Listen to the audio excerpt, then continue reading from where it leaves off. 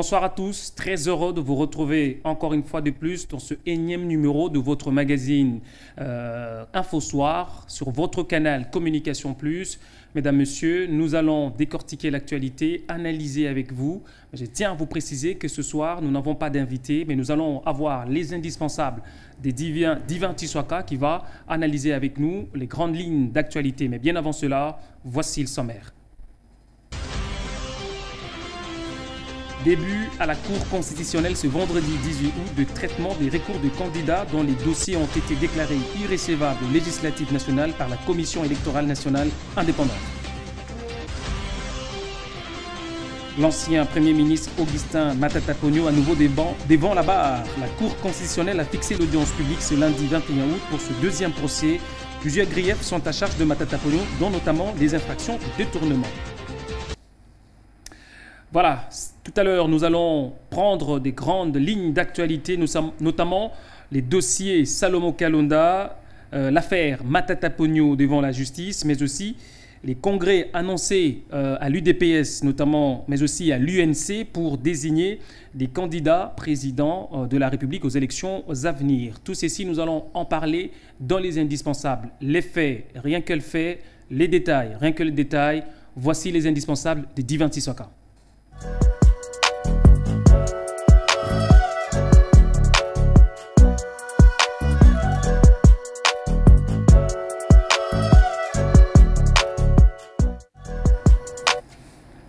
Alors, il est déjà avec moi sur ce plateau. Divin Tissoaka, bonsoir. Bonsoir Neville Kaboko. Comment allez-vous? En forme.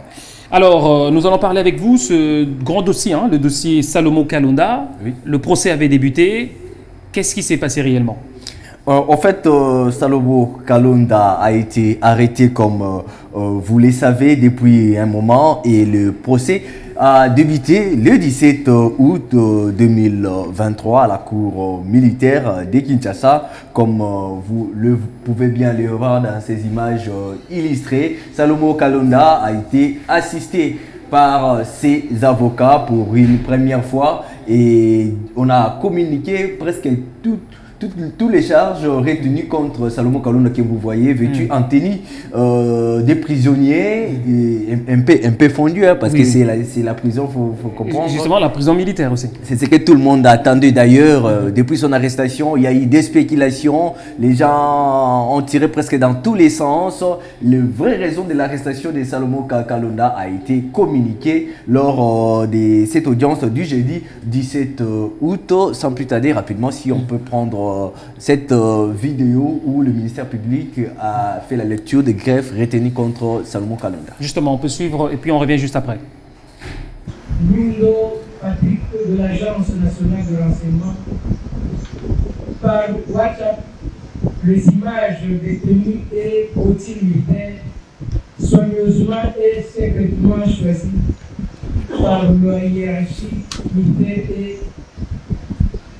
le ministère de la Défense nationale en vue de doter les unités de taxes, est prévu et puni par l'article 151 Code pénal militaire. C'est en temps de guerre ou pendant les circonstances exceptionnelles, étant congolais, rendu coupable de trahison, notamment par primo. Le fait de livrer à une puissance étrangère, à une ou sous contrôle étranger ou à leurs agents de matériel, construction, équipement, installation, appareil ou autre matériel affecté à la défense nationale. Version. L'effet d'entretenir de l'intelligence avec une puissance étrangère, avec entreprises ou organisations étrangères ou sous contrôle étranger ou avec leurs agents en vue de susciter des hostilités ou des actes d'agression contre la République. 5. L'effet de livrer ou de rendre accessible à une puissance étrangère, à une entreprise ou organisation étrangère ou sous contrôle étranger ou à leurs agents de renseignement, procédé, objet, documents. Données informatisées ou fichiers. Alors, Divin, on vient de suivre. Hein. Dites-nous un peu, en quelques mots, pourquoi Salomo Kalonda est-il poursuivi par la justice? Oui, on ne pouvait pas l'imaginer hein, par rapport au greffe tel que lu par le ministère public. On ne s'entendait pas. Il s'agit des charges graves qui pèsent sur les épaules de Salomo Kalonda, collaborateur de l'opposant Moïse Katumbi Chapwe. On parle également de... Il est coupable de trahison pour avoir livré des matériels de construction, équipements et autres matériels affectés au FARDC. Vous imaginez le matériel destiné aux forces armées de la République démocratique du Congo qui se sont retrouvés entre les mains de Salomo Kalonda Escadela, comme on l'appelle bien par rapport à ses initiales. Et ensuite, ces matériels ont été communiqués aux ennemis de la République démocratique du Congo parce qu'il faudra le souligner que Salomo Kalonda a entretenu avec des intelligences une puissance étrangère en vue de susciter des hostilités ou des actes d'agression contre la nation. Comme ça, Salomo Kalonda que vous voyez était en contact permanent avec les ennemis de la République démocratique du Congo, avec deux officiels rwandais également. On a même parlé d'Alex Kagame, fils de Kagame, et également on a parlé d'un conseiller principal de Paul Kagame toujours, ainsi que le représentant les représentants du M23 également. Il était en contact avec eux et on se demande tout ça pourquoi, alors qu'on est dans l'opposition, on est appelé à mener une lutte pacifique pour gagner les élections avant d'abriter, avant d'accéder au poste de président de la République. Mais on n'a pas compris comment est-ce que Salomo Kalonda, proche de Moïse Katumbi, parce qu'on craint que c'est tout ce que Salomo manigassait avec les ennemis de la République démocratique du Congo, que ce soit l'œuvre de son patron qui est autre que Moïse Katumbi Chapwe. Donc on sent que derrière l'agression du M23, la montée du M23 en puissance du M23, se cachent en fait des politiques congolais, si on peut dire ainsi. Effectivement, Neville Kabongo, quand on parle de la complicité des Congolais dans ces conflits qui imposent la République démocratique du Congo et le Rwanda, et bel et bien, ce n'est pas des mensonges. C'est une vérité. L'exemple, c'est Salomo. Tout ça, ce sont encore, parce que Salomo, tel qu'il est là, il bénéficie toujours de présomption d'innocence. Donc, il est estimé être innocent jusqu'à ce que la Cour va décider, va rendre un arrêt qui peut le condamner. Et c'est à ce moment-là qu'on peut le tutoyer directement par rapport à toutes les infractions commises jusqu'à-là. Mais on sent que la justice est en train de traquer les politiques qui sont en connivence avec les rebelles. Notamment, on voit l'affaire Mwanga Chouchou et aussi maintenant c'est Salomo Kalonda. On sent que derrière nos politiques se cachent je dirais, de mains noires pour soutenir les rebelles. Mais j'aimerais quand même aussi vous poser la question, puisqu'il a été fixé à ce qui concerne les charges retenues contre lui. Quelle a été la réaction en fait de la défense de ses avocats, si je peux me permettre ainsi? Comme d'habitude, vous le savez, Neville Kabongo, les politiques congolais ont toujours tendance de se cacher derrière la politique, derrière l'opposition, parce qu'à chaque fois que la justice peut faire recours à vous pour expliciter certains faits qu'ils vous reprochent, on a toujours tendance à dire non, on va attaquer les opposants et consorts. Mais ici, on a vu Salomo Kalonda avec ses avocats, y compris Francis Kalombo également, que vous voyez, qui est parmi le collectif de ses avocats, était là. Ils ont, les dossiers étaient encore en instruction, ils ont communiqué les charges à la partie défenderesse qui va devoir, cette fois-là, qui a pris connaissance du dossier, qui maintenant doit préparer sa défense par rapport aux faits représentés. Et pour répondre à votre question directement, la sortie à cette audience qui est d'ailleurs renvoyée à un mois, et on a vu le collectif de ces avocats tenir un point de presse. C'était devant la presse, ils se sont livrés à la presse, malheureusement, et qui sont appelés aux retenues parce que les dossiers sont déjà instruits, et là les juges sont en train de travailler ils sont appelés quand même à garder silence.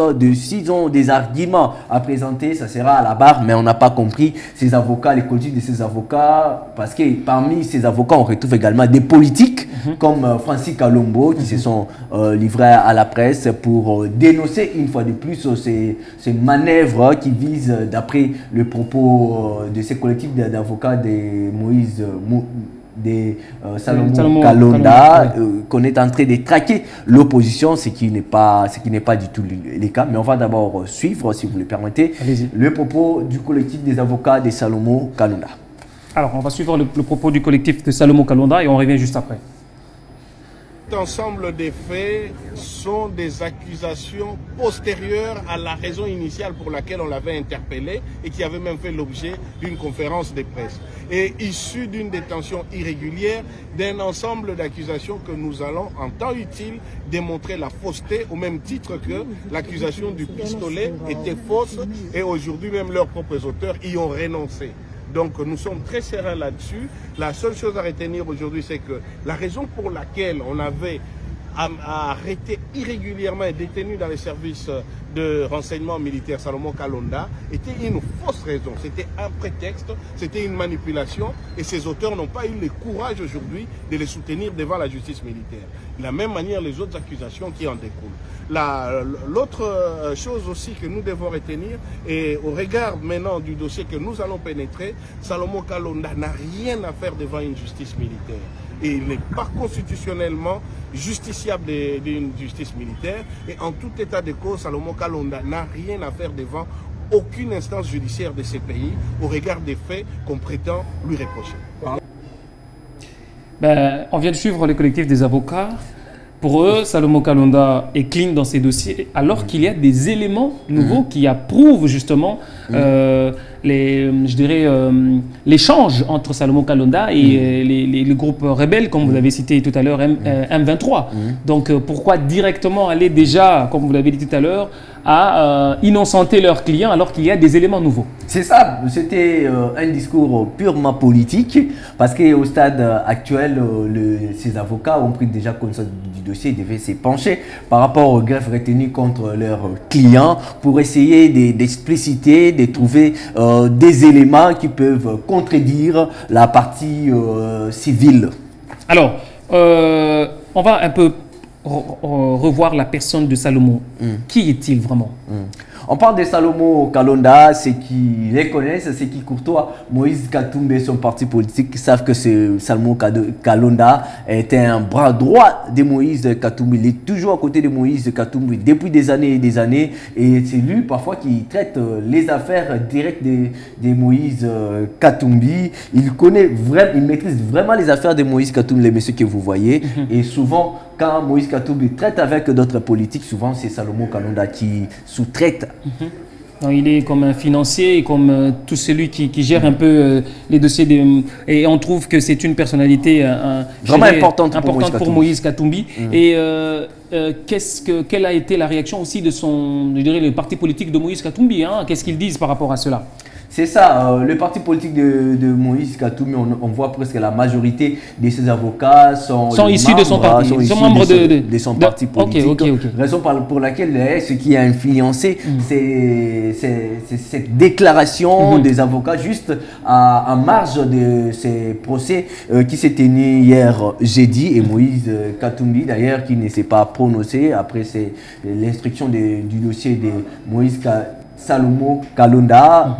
Moïse Katumbi ne s'est pas exprimé et présentement Moïse Katumbi se trouve dans l'espace Kassai. Il continue avec sa vie politique, avec sa tournée politique. Mais jusque-là, Salomon Kalonda est toujours en prison et a besoin du soutien. On ne sait pas, peut-être Moïse Katumbi en sait quelque chose. Pourquoi pas voir Moïse Katumbi apparaître, pourquoi pas comme témoin ou renseignant. Donc ça reste à suivre. Pour le moment, il n'est pas encore inculpé.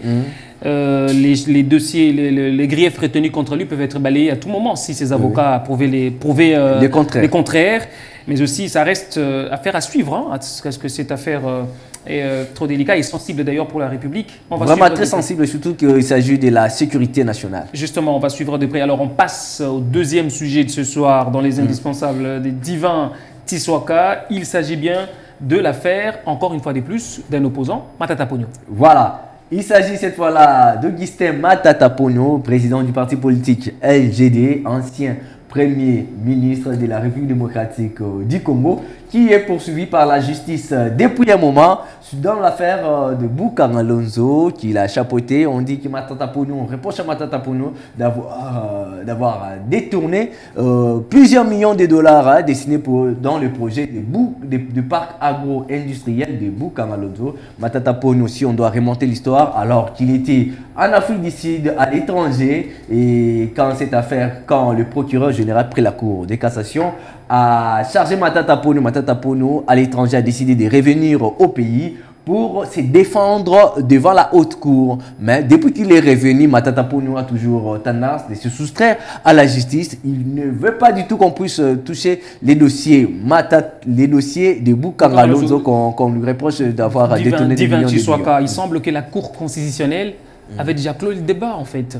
Avait déjà clos le débat. Alors pourquoi aujourd'hui revenir encore sur une décision de la justice? On sait que bien il avait été acquitté dans ce dossier. En fait, c'était ça les problèmes. En tout cas, dès le début du dossier, on avait comme tendance déjà que Matata Ponyo ne voulait pas qu'on puisse entrer dans le fond du dossier et le procès tournait qu'autour de la forme, autour de la compétence de la Cour constitutionnelle de juger un ancien Premier ministre, alors qu'on sait tous que la Cour constitutionnelle est le juge naturel du Premier ministre et du président de la République. Mais le fait qu'on reproche à Matata Ponyo, ce sont les faits qu'il a commis alors qu'il était encore Premier ministre, ce qui donne la possibilité à la Cour constitutionnelle de juger Matata Ponyo. Mais fort malheureusement, la Cour constitutionnelle, avec comme président,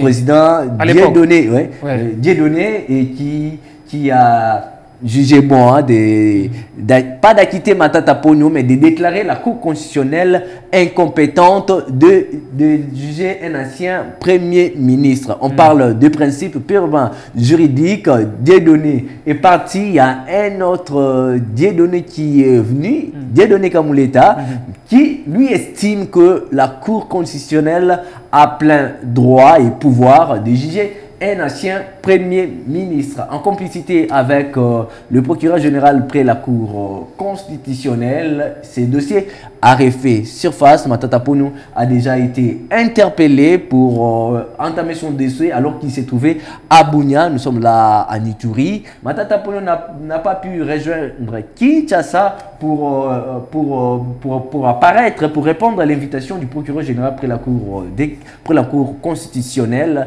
Il est toujours là-bas et c'est la deuxième fois qu'on relance ces dossiers par le procureur général. Déjà, c'est pour ce lundi.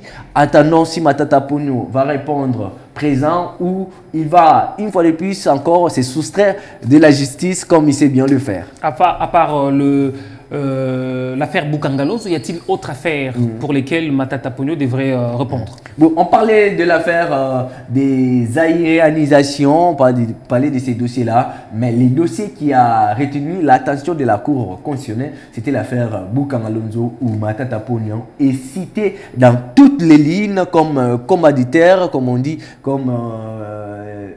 Est-il le seul dans cette affaire à être cité?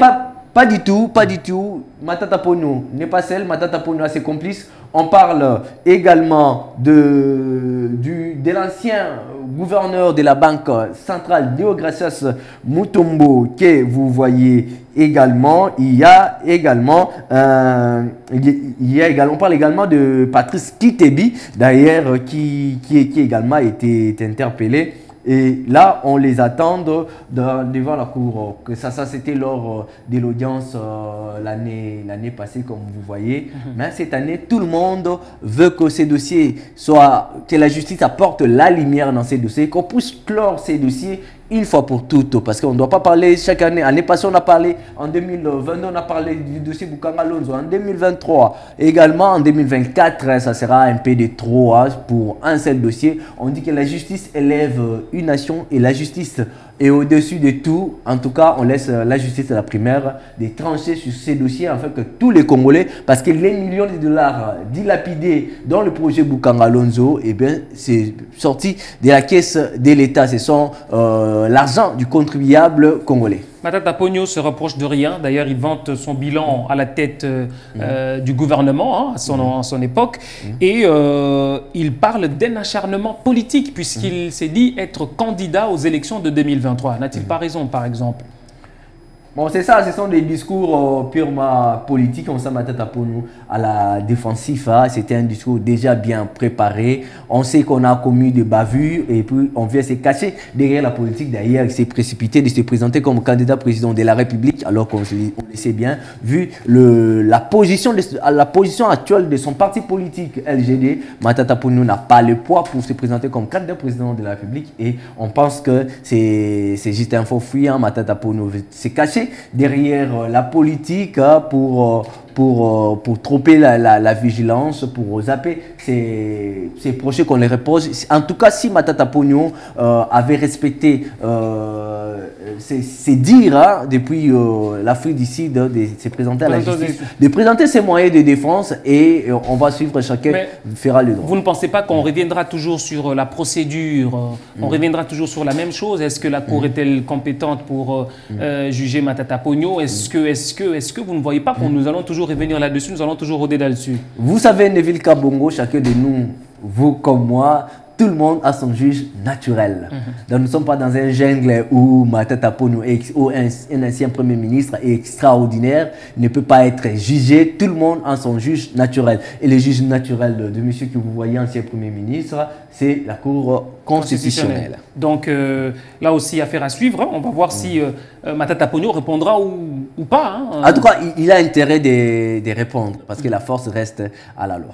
Sinon, il risquerait d'être contraint par la justice. Alors, est-ce qu'avez-vous autre chose à ajouter par rapport à l'affaire Matata Ponyo, très attendue pour ce lundi? Ouais, il y a le dossier Matata Ponyo que nous attendons vraiment. À part le dossier Matata Ponyo, on a également le congrès des partis politiques. Là, on va parler de la préparation des élections qui se pointent déjà à l'horizon parce que c'est dans quelques mois, Neville Kabongo. Alors, puisque vous en avez déjà entamé, le congrès de l'UDPS et de l'UNC s'est déjà annoncé. Alors, pour désigner leurs candidats. Que sait-on d'abord sur celui annoncé par l'UDPS?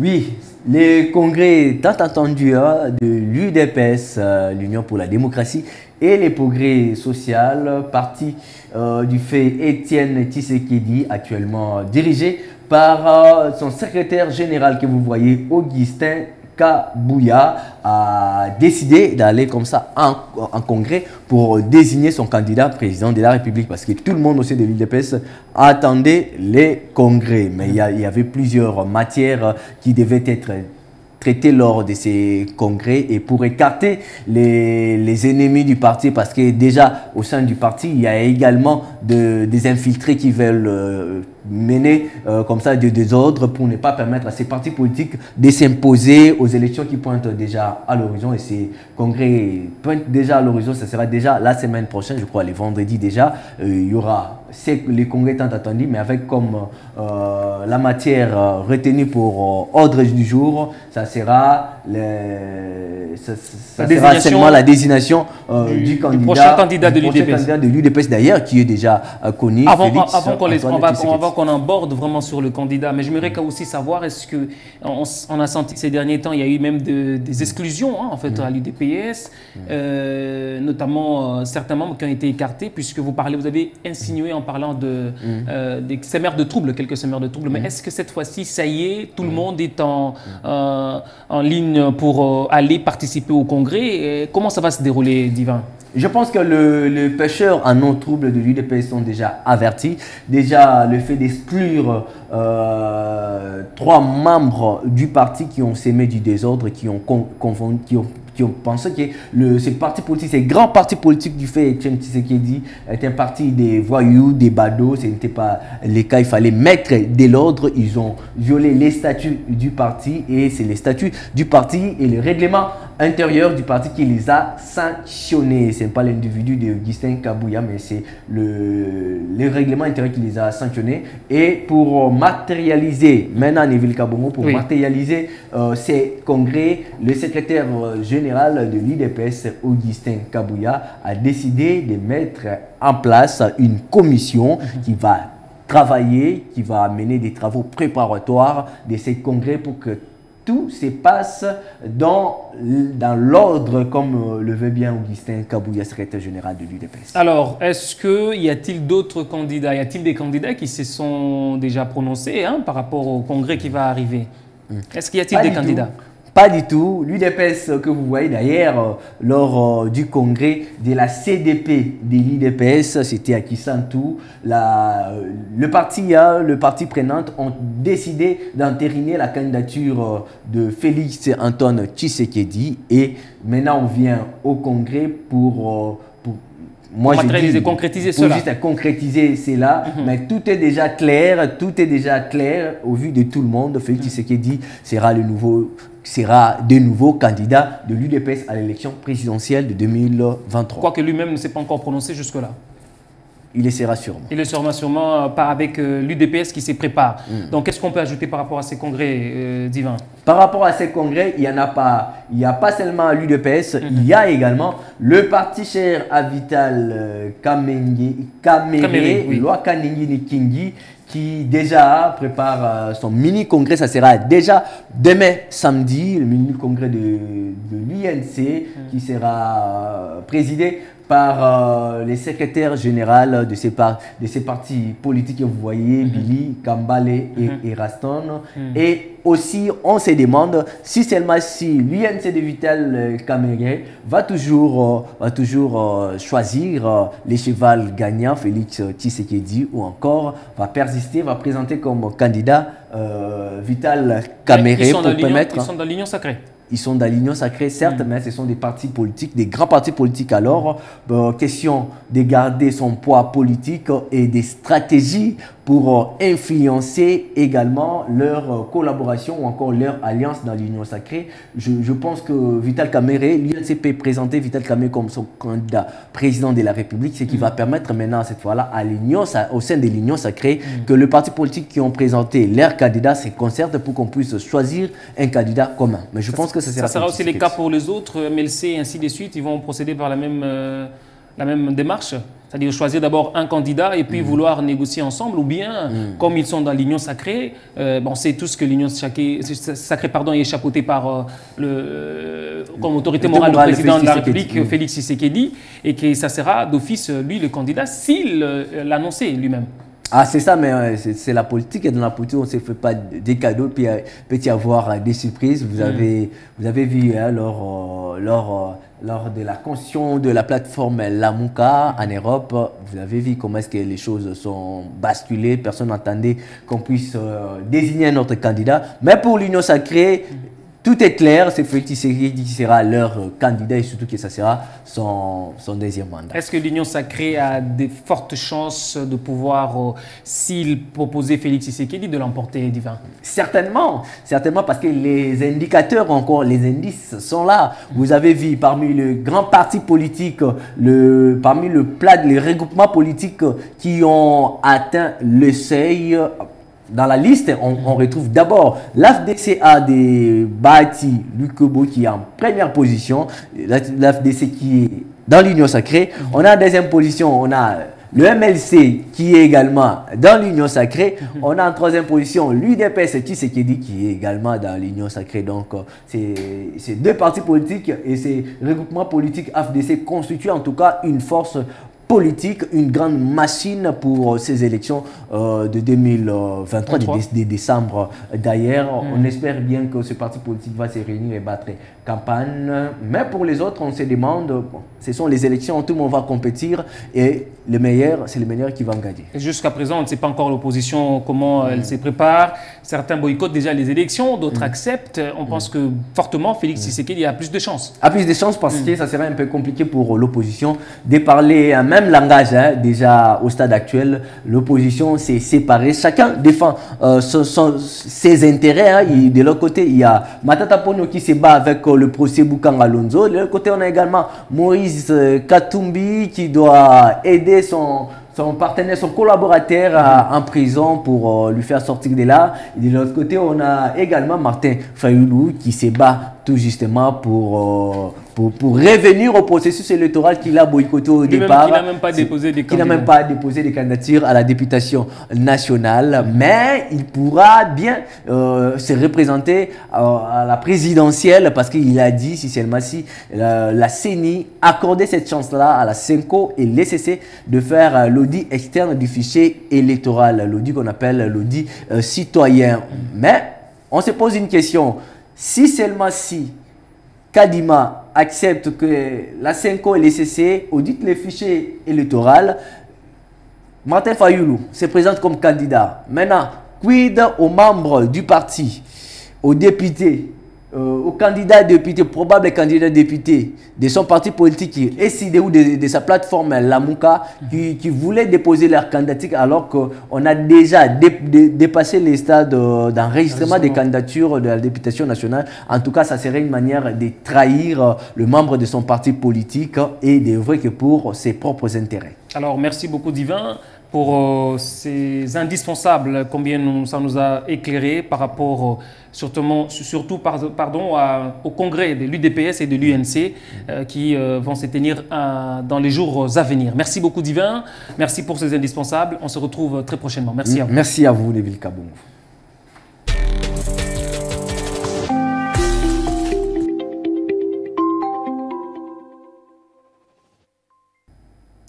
Voilà, nous venons de suivre les indispensables, les faits, rien que le fait. Alors, avant de nous séparer, voici d'autres sujets d'actualité. Mesdames, Messieurs, le comité de pilotage stratégique du programme de développement local de 145 territoires s'est réuni hier, jeudi 17 août, voulais-je dire, autour du Premier ministre Samalou Kondé pour évaluer de sa mise en œuvre sur toute l'étendue du territoire. Divin Tiswaka pour plus de détails. Tenue dans la soirée du jeudi 17 août 2023, cette réunion du comité de pilotage avait comme question majeure l'évaluation de la mise en œuvre de ce programme phare du président de la République, Félix Antoine Tshisekedi Tshilombo. C'est depuis les dernières réunions après le lancement effectif des différents travaux sur le territoire national. S'exprimant à la presse, le porte-parole du gouvernement, Patrick Muyaya, a confirmé qu'il y a déjà plus de 300 à 400 ouvrages déjà prêts. C'était une réunion du Conseil opérationnel national qui se charge de la supervision du projet. Il était question donc de faire l'évaluation depuis les dernières réunions après les lancements effectifs des différents travaux sur les territoires nationaux. Il faut dire que nous avons été plutôt satisfaits de voir que malgré certaines difficultés, notamment celles liées à la sécurité, dans certaines provinces dans l'Est, certains territoires dans l'Est ou d'accessibilité, mais que toutes les agences ont bien évidemment lancé tous les travaux.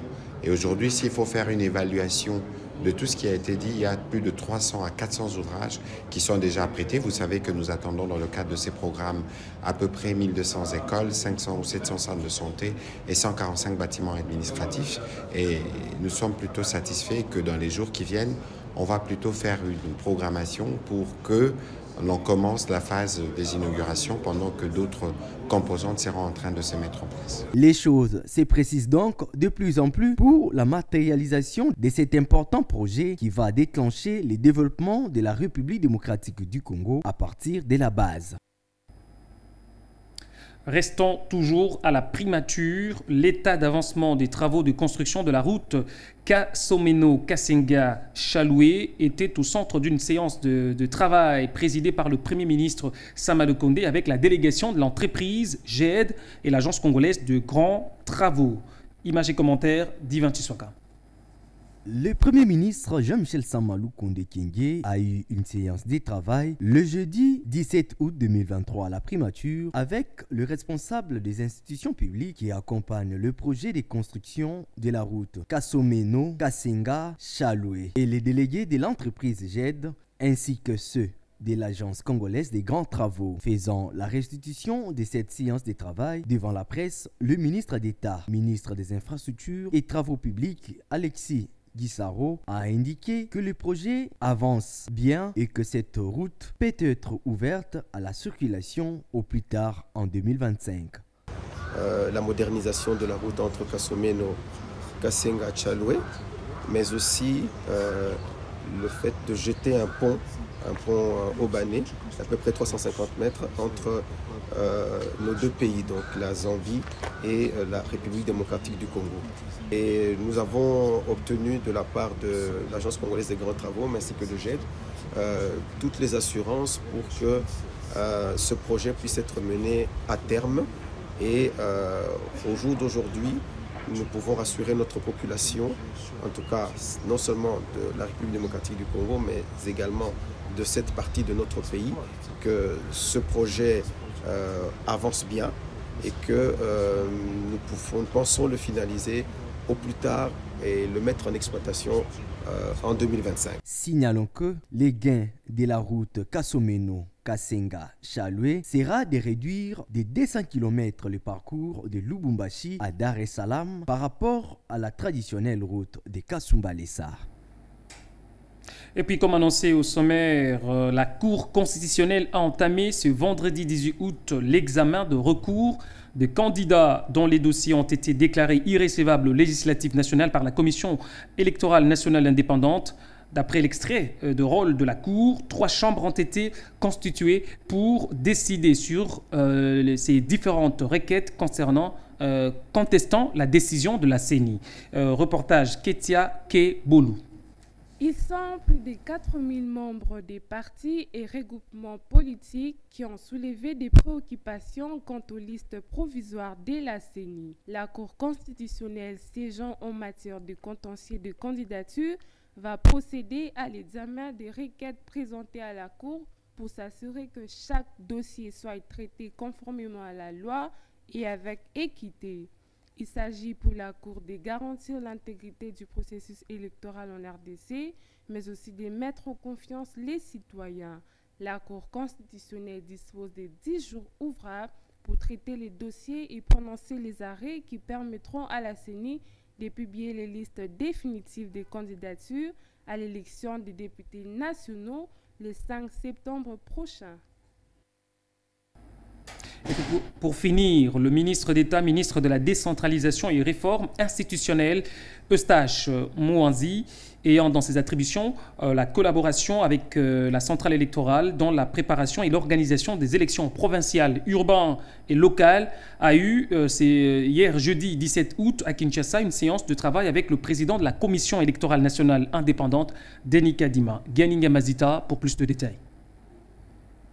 Les deux personnalités ont ensemble travaillé sur la question des échéances électorales qui pointent à l'horizon, très spécifiquement en ce qui concerne les entités territoriales décentralisées, sur les élections provinciales, urbaines et locales qui devront contribuer sensiblement à la mise en œuvre effective du processus de décentralisation en République démocratique du Congo et l'autonomie de gestion des ETD voulus par la Constitution de la République. Très émis quant aux avancées du processus électoral en cours, le ministre d'État chargé de la décentralisation et réforme institutionnelle a félicité séance tenante le président de la CENI pour toutes les étapes déjà franchies. Eustache Mouanzi a affirmé qu'au sortir du calendrier du 26 novembre 2022, pas mal de personnes étaient sceptiques et se demandaient si toutes les étapes seront réalisées. Aujourd'hui, à quelques mois des élections, ils sont heureux de savoir qu'ils ont passé plusieurs dates critiques et l'enrôlement est fini. Les dépôts de candidatures au niveau national, celles de la députation provinciale et municipale, sont en cours. Le ministre s'est dit optimiste quant à la suite des informations qu'il a reçues du président de la CENI, Denis Kadima. Eustache Mouanzi a ajouté qu'à l'allure où vont les choses, les élections auront bel et bien lieu le 20 décembre 2023. Il a profité de cette occasion pour sensibiliser tout le monde et surtout les candidats députés provinciaux et les conseillers communaux de faire confiance à la centrale électorale. Signalons que la tenue des élections provinciales, urbaines et locales à la fin de cette année sera sans doute un levier de la matérialisation de la nouvelle organisation administrative territoriale instaurée par les constituants. Mesdames, Messieurs, c'est sur cette note que s'achève cette édition. Merci à vous de nous avoir suivis. Mais bien avant de nous séparer, voici le sommaire.